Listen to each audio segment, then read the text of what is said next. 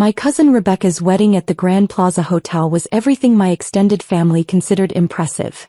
500 guests, international catering, a string quartet that had performed for European royalty.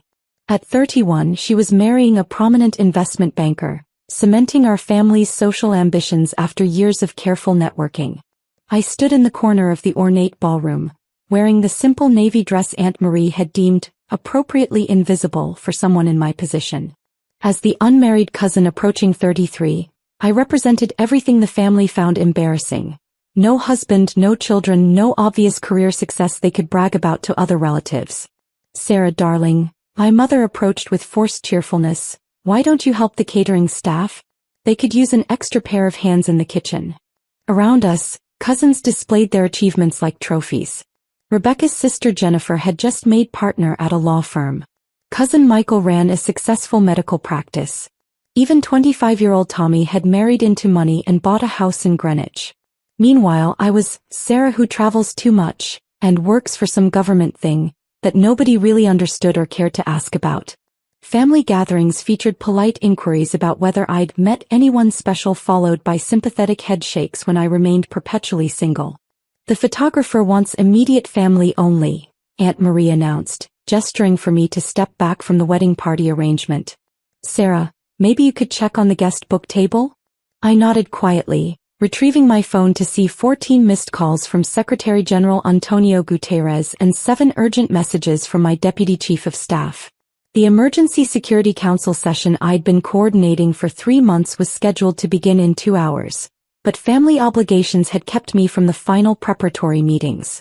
As the youngest Deputy Chief of Mission in UN history, I'd spent the past 18 months managing diplomatic crises between nuclear powers while my family assumed I was some kind of travel blogger or foreign exchange student who'd never figured out how to come home permanently. "Ladies and gentlemen, please take your seats," the wedding coordinator announced. "The ceremony will begin momentarily." I found my assigned spot in the back row behind elderly relatives and family friends, next to the wall where late arrivals typically stood. My nameplate read simply, S. Mitchell Family, instead of Ambassador Sarah Mitchell, Deputy Chief of Mission, United States Permanent Mission to the United Nations. The processional began with Rebecca looking radiant in her designer gown, followed by bridesmaids who'd spent the morning discussing their corporate jobs, new homes, and vacation plans to European destinations I visited regularly for NATO summits and G7 conferences. Rabbi Goldman began the ceremony with traditional blessings while I discreetly monitored my encrypted phone. The Pakistani delegation was threatening to walk out of tonight's emergency session unless we secured Russian cooperation on the Syrian humanitarian corridor resolution I'd been negotiating for 6 weeks. "Sarah," my uncle whispered from the row ahead, "put the phone away. Show some respect." I slipped the device into my purse, watching Rebecca and David exchange vows about building a future together while my own future involved preventing potential warfare between nations whose conflicts most wedding guests couldn't locate on a map. During the ring exchange, the hotel's main entrance erupted with unusual activity. Through the ballroom windows, I could see black SUVs with diplomatic plates arriving in formation, followed by what appeared to be Secret Service agents securing the perimeter. Uncle Robert nudged Aunt Marie. "What's all that commotion outside?" Before she could respond, hotel security entered the ballroom and approached the ceremony coordinator. Hushed conversations followed, then someone whispered urgently to Rabbi Goldman, who paused mid-blessing to address the crowd. "Ladies and gentlemen, we have some distinguished guests arriving who need to speak with a member of the wedding party. Please remain seated while we accommodate this brief interruption." The ballroom doors opened to admit Secretary of State Antony Blinken, flanked by diplomatic security and followed by my Chief of Staff, Maria Santos. Behind them came Ambassador Linda Thomas-Greenfield from the UN mission and 2 officials I recognized from the National Security Council. Complete silence fell over the 500 wedding guests as this obvious display of governmental authority approached the altar where Rebecca and David stood frozen mid-ceremony. "Excuse me," Secretary Blinken addressed the crowd with practiced diplomatic authority. "I'm looking for Ambassador Sarah Mitchell." Every head in the ballroom turned to locate whoever could possibly warrant this level of high-level attention. I remained seated, hoping somehow the situation might resolve without the full spectacle I could see approaching. "Ambassador Mitchell?" Secretary Blinken repeated, scanning the crowd. My mother grabbed my arm. Sarah? They're looking for someone with your name. I stood slowly, feeling 500 pairs of eyes tracking my movement from the back row to the center aisle. Here, Mr. Secretary. The murmur that rippled through the crowd was audible even over the continued classical music. Aunt Marie's mouth fell open as I walked toward the altar where my cousin stood in her wedding dress. Ceremony completely halted. Ambassador Mitchell, Secretary Blinken said when I reached the front, we need you at the UN immediately. The Emergency Security Council session cannot proceed without your direct involvement. Rabbi Goldman looked completely bewildered. I'm sorry, Ambassador? Sarah Mitchell, Secretary Blinken announced to the crowd, Deputy Chief of Mission at the United States Permanent Mission to the United Nations.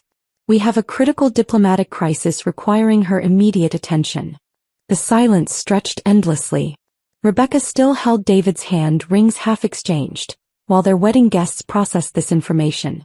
Ambassador Thomas Greenfield stepped forward. The Syrian humanitarian corridor resolution that Ambassador Mitchell has been negotiating is falling apart. 3 Security Council members are threatening to invoke Article 99 unless we reconvene with her leadership tonight.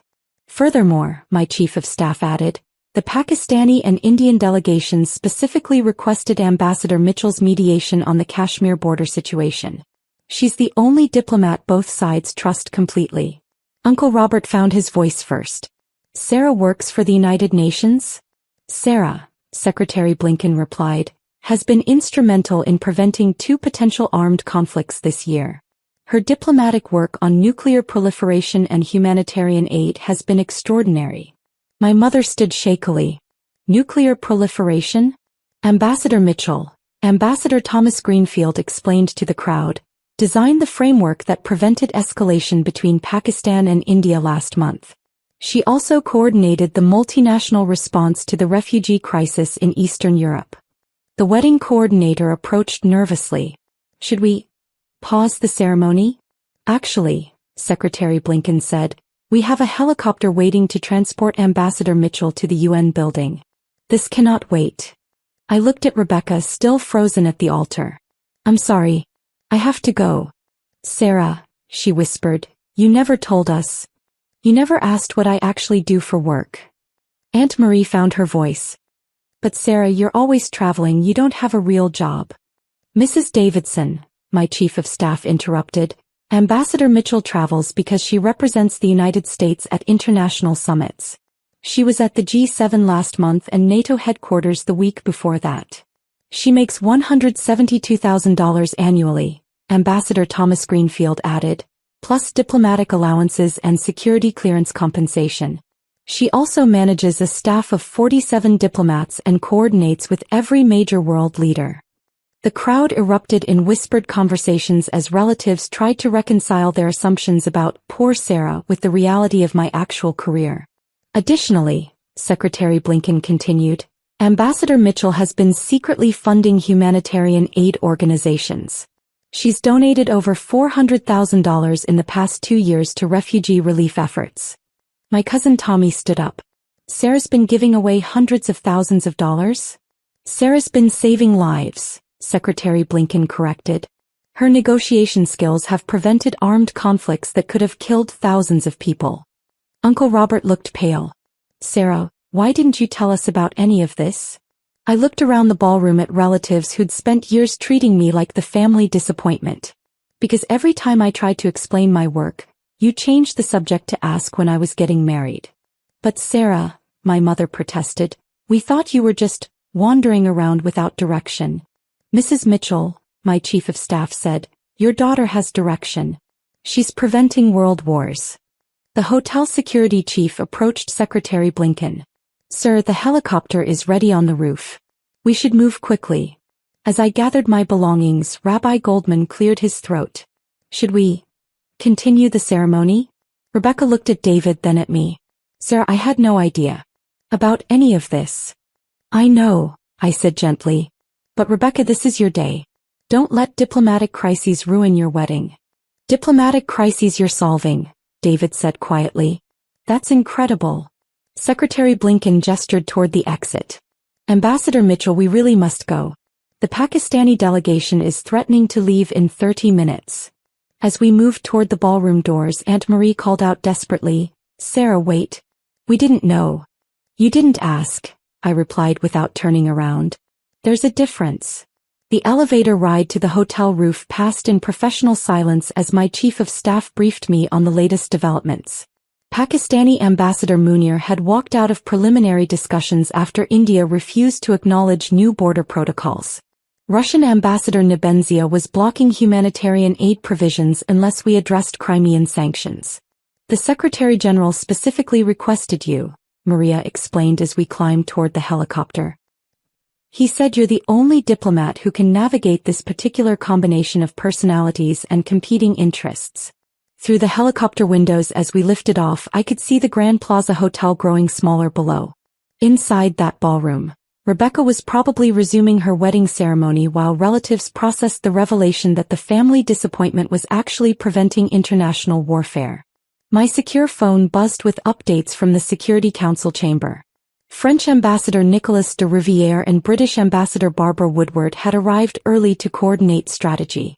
German Ambassador Antje Leendertz was requesting private consultation before the session began. "Sarah," Secretary Blinken said over the helicopter noise, "after we resolve tonight's crisis, take some time off. You've been handling too much international pressure without adequate support. Sir, the Kashmir situation requires constant monitoring, and the Syrian humanitarian corridor can be managed by other capable diplomats for a few weeks while you reconnect with your family." I looked back toward the hotel, now invisible in the Manhattan skyline. "I don't think my family and I have much to reconnect about. They seemed pretty interested in reconnecting once they learned what you actually do for a living. They were interested in the title and the salary. That's not the same thing." 20 minutes later, we landed on the UN building's helipad. Waiting delegations from 15 countries stood ready for emergency consultations that would determine whether humanitarian aid reached 200,000 Syrian refugees before winter set in. Inside the Security Council chamber, I took my place at the U.S. delegation table, surrounded by the most powerful diplomats in the world, all waiting for my analysis of the Pakistani position and recommendations for Russian cooperation. "Ambassador Mitchell," Secretary-General Guterres addressed me directly, "thank you for leaving your family celebration. This couldn't proceed without you." For the next 6 hours, I navigated competing national interests, religious tensions, and humanitarian priorities while my cousin's wedding reception continued 40 blocks away. By 3 a.m., we'd secured unanimous passage of the Syrian aid resolution and established a preliminary framework for Pakistan-India border negotiations. As delegates filed out of the chamber, exhausted but successful, my phone buzzed with a text message from Rebecca. "Sarah, I'm so sorry we never understood. Can we talk when you get back?" I looked around the Security Council chamber where I'd just helped prevent potential warfare, then at my phone where family members were finally acknowledging my existence. For 33 years I'd been measuring my worth through their approval, trying to fit into their narrow definitions of success while building a career that literally shaped international relations. Tonight, in this chamber where world leaders sought my counsel and trusted my judgment, I finally understood that their approval had never been necessary for my success. It had only been necessary for their comfort. I turned off my phone and walked out into the New York dawn, knowing that tomorrow would bring new diplomatic crises requiring my attention and new opportunities to make decisions that mattered on a scale my family was only beginning to comprehend. The wedding invitation that had arrived 6 months ago had described Rebecca's celebration as the most important event of the year. Tonight proved that importance was entirely relative to the scope of one's actual responsibilities. 2 weeks later, I received a formal request from my extended family to attend a reconciliation dinner, where they promised to ask about my work with genuine interest and respect. I declined politely, explaining that I'd be in Geneva mediating climate change protocols between 12 African nations. They responded with understanding and congratulations, a reaction that would have meant everything to me 6 months earlier but now felt simply adequate. The family disappointment had become the family diplomat, but the transformation mattered far less than I'd expected. What mattered was the work itself. Preventing conflicts, saving lives, and building frameworks for international cooperation that would outlast any wedding celebration or family gathering.